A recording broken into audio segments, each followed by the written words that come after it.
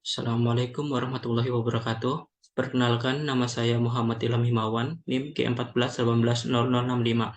Pada kesempatan ini saya akan menyampaikan rencana penelitian saya yang berjudul Pemodelan Regresi Spasial Kasus Tuberkulosis di Provinsi Jawa Barat, Jawa Tengah, dan Jawa Timur di bawah bimbingan Ibu Dr. Insinyur Indrawati MSI dan Bapak Setyendra Hardiantoro MSI. Pokok bahasan yang akan saya sampaikan pertama pendahuluan, kedua metodologi, ketiga daftar pustaka. Pendahuluan.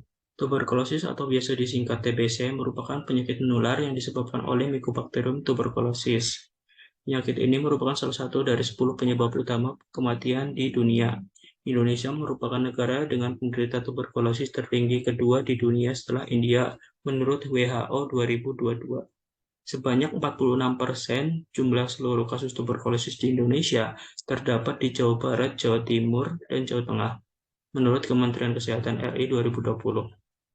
Jumlah penderita tuberkulosis di ketiga provinsi tersebut sebanyak 164.084 kasus. Penyebaran penyakit tuberkulosis ini tidak hanya menyebar secara langsung, namun ada kaitannya dengan kesehatan lingkungan pada wilayah lain di sekitarnya. Hal ini dapat terjadi karena adanya faktor kedekatan atau ketetanggaan antar wilayah.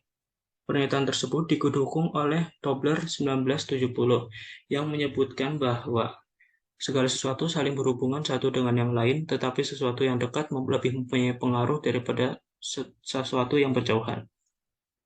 Oleh karena itu, diperlukan analisis yang dapat menentukan perubahan-perubahan yang mempengaruhi kasus tuberkulosis dengan memperhatikan pengaruh spasial atau lokasi menggunakan model regresi spasial. Penelitian ini menggunakan penerapan ketergantungan spasial dengan metode Spatial Autoregressive Model atau SAR, Spatial Error Model atau SEM, dan Spatial Autoregressive Moving Average Model atau SARMA. Berikut ini penelitian terdahulu terkait puba yang berpengaruh signifikan terhadap jumlah penderita tuberkulosis. Tujuan dari penelitian ini adalah menentukan model regresi spasial terbaik dan menentukan puba-puba yang mempengaruhi kasus tuberkulosis di Provinsi Jawa Barat, Jawa Tengah, dan Jawa Timur pada tahun 2020 menggunakan metode regresi spasial. Pokok bahasan selanjutnya yaitu metodologi. Bahan dan data. Penelitian ini menggunakan data sekunder yang diperoleh dari data Dinas Kesehatan atau Dinkes dan Badan Pusat Statistik atau BPS Provinsi Jawa Barat, Jawa Tengah, dan Jawa Timur tahun 2020. Unit amatan pada penelitian ini adalah 100 kabupaten atau kota. Adapun puba-puba yang digunakan adalah sebagai berikut, dengan 1 puba respon dan 6 puba penjelas. Prosedur analisis. Langkah yang pertama adalah eksplorasi data dengan membuat peta tematik pada puba respon, boxplot pada puba respon dan penjelas, dan korelasi Pearson untuk mengetahui hubungan antara puba respon dan penjelas. Yang kedua, membuat matriks pembobot spasial Queen Contiguity dan KNN.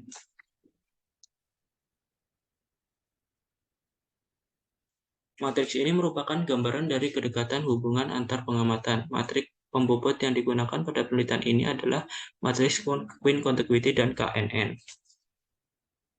Berikut ini definisi matriks pembobot spasial Queen Contiguity dan matriks K nearest neighbor atau K tetangga terdekat. Tahapan yang selanjutnya yaitu pendugaan dan pengujian parameter model regresi linear berganda serta cek multikolineritas pada puba penjelas. Multikolineritas adalah suatu kondisi di mana ada hubungan yang kuat antar puba penjelas. Multikolineritas dapat dilihat dari nilai Variance Inversion Factor atau VIF. Menurut Montgomery et al. 2012, apabila nilai VIF I lebih besar dari 10, maka terdapat multikolineritas pada puba penjelas ke I. Rumus VIF adalah sebagai berikut. Dengan I sama dengan 1, 2, 3 ke P sama dengan puba penjelas. RI kuadrat merupakan koefisien determinasi antara XI diregresikan terhadap puba penjelas lainnya. Tahapan keempat yaitu pemeriksaan asumsi sisaan. Uji normalitas menggunakan uji Anderson-Darling, uji kehomogenan ragam menggunakan uji Plus-Pagan, uji kebebasan sisaan menggunakan uji indeks Moran. Tahapan kelima yaitu uji autokorelasi spasial indeks Moran. Apabila hasil pengujian terdapat autokorelasi spasial, maka lanjut ke tahapan 6. Apabila tidak ada autokorelasi spasial, maka model yang terpilih yaitu model regresi berganda dan dilanjutkan ke tahapan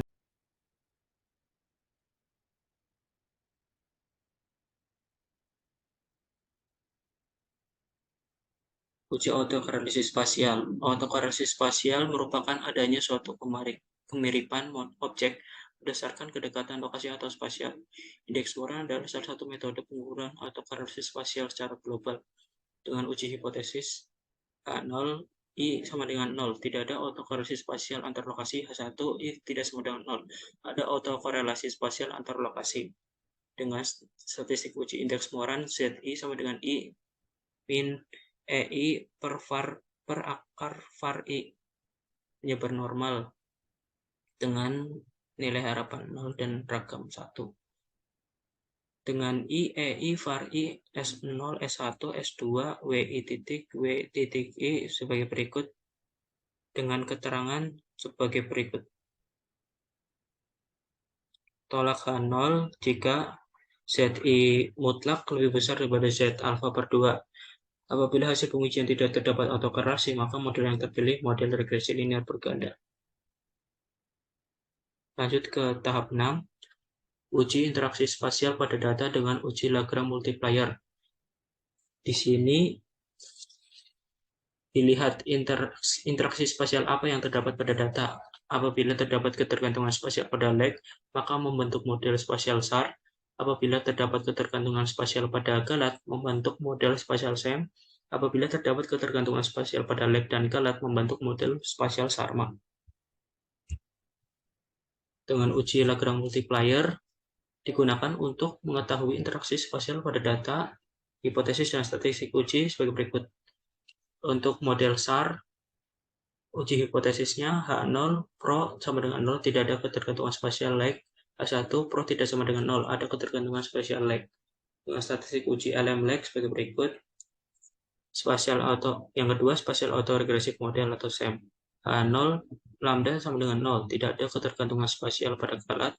H1 lambda tidak sama dengan 0, ada ketergantungan spasial pada galat. Statistik uji LM galat atau error sebagai berikut. Yang ketiga, spatial autoregressive moving average model atau SARMA. H0 Pro dan lambda sama dengan 0, tidak ada ketergantungan spasial lag dan galat. Sedangkan H1 Pro dan lambda tidak sama dengan 0, ada ketergantungan spasial lag. Statistik uji LM gabungan sebagai berikut. Dengan RY, R epsilon, D, E, dan T seperti yang ada di slide. Kriteria uji tolak H0 jika nilai statistik uji LM lag lebih besar daripada Chi-square 1, LM error atau LM galat lebih besar daripada Chi-square 1, maupun LM gabungan lebih besar daripada Chi-square 2, maka model regresi spasial yang dibuat berturut-turut adalah model SAR, SEM, dan SARMA. Langkah ketujuh, tentukan parameter dan membandingkan nilai AIC untuk menentukan model terbaik.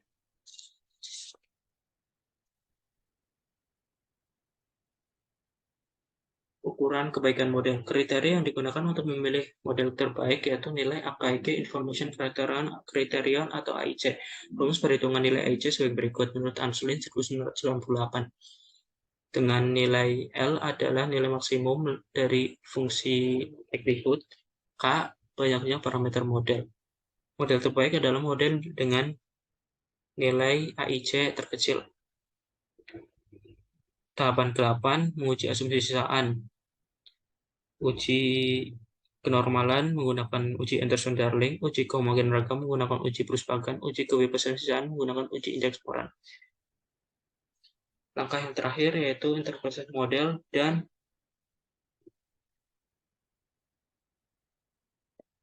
membuat kesimpulan. Selanjutnya, daftar pustaka. Berikut daftar pustaka yang saya gunakan. Terima kasih. Assalamualaikum warahmatullahi wabarakatuh.